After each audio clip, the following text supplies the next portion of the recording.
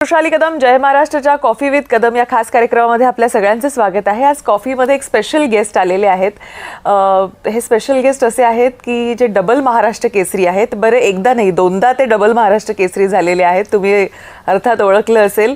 आपल्यासोबत चंद्रहार पाटील आहे, शिवसेनेचे नेते देखील आता ते आहेत आणि डबल फॉर्च्युनर, थार अशा मोठ्या प्राइजेस देणारे म्हणून त्यांच्याकडे सध्या पाहिलं जातं। त्यांची प्रचंड सांगलीच नाही तर संपूर्ण महाराष्ट्रामध्ये कुस्ती आणि बैलगाडा शर्यत या मेगा बैलगाडा शर्यती त्यांनी घेतल्यामुळे त्यांची क्रेज वाढलेली आहे। असे चंद्रहार पाटील आपल्यासोबत आहेत। खूप खूप स्वागत आपलं कॉफीमध्ये।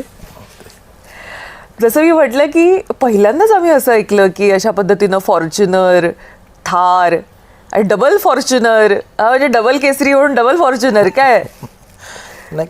त्याच्या पाठीमागचे कारण आहेत की आज देत असताना किंवा आज प्रसारमाध्यम असतील किंवा सर्वांच्यामध्ये की दिसताना डबल फॉर्च्युनर, डबल थार दिसते, 7 ट्रॅक्टर आहेत, 150 टू व्हीलर आहेत, म्हणजे दिसताना बक्षिसं मोठी दिसत आहेत। पण ह्याच्या पाठीमागचं कारण असं आहे की जेवढी बक्षिसं मोठी असतील तेवढे बैलांना तेवढ्या मोठ्या किमती मिळतात, म्हणजे खरेदी विक्रीच्या व्यवहारामध्ये, आणि तेवढा मोठा फायदा हा शेतकऱ्यांना होतो। म्हणजे आज मी माझ्या स्पर्धेचं, म्हणजे आमच्या ज्या स्पर्धा झाल्या श्रीनाथ केसरी, त्याचं जर उदाहरण द्यायला गेलं तर आज श्रीनाथ केसरी बैलगाडी स्पर्धा जाहीर झाल्यापासून शेतकरी वर्गामध्ये बैल खरेदी विक्रीच्या व्यवहारामध्ये 100 कोटींची उलाढाल झालेली आहे। बरं, म्हणजे हा थेट डायरेक्ट शेतकऱ्यांना फायदा मिळतोय। समोर दिसताना फॉर्च्युनर, थार दिसते। काल आमचे साहेबांनी, पक्षप्रमुखांनी येणारं मैदान BMWचं असेल म्हणून असं जाहीर केलं। येणाऱ्या काळामध्ये प्रो लीग ही घेतली जाईल बैलगाडी स्पर्धेची, म्हणजे आजपर्यंत कधी या गोष्टी घडलेल्या नाहीत। पण खरं शेतकऱ्यांचा अत्यंत जिव्हाळ्याचा विषय म्हटलं तर बैलगाडी शर्यत, बैल गाय असेल प्रत्येक शेतकऱ्याच्या घरामध्ये बघायला मिळतं।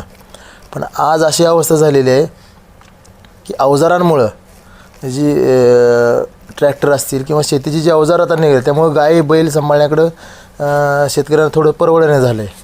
पण बैलगाडी शर्यत हे एकच माध्यम आहे की आज त्या माध्यमातून आपण गोवंश संवर्धन किंवा गाय आणि बैलांचं संगोपन करू शकतो।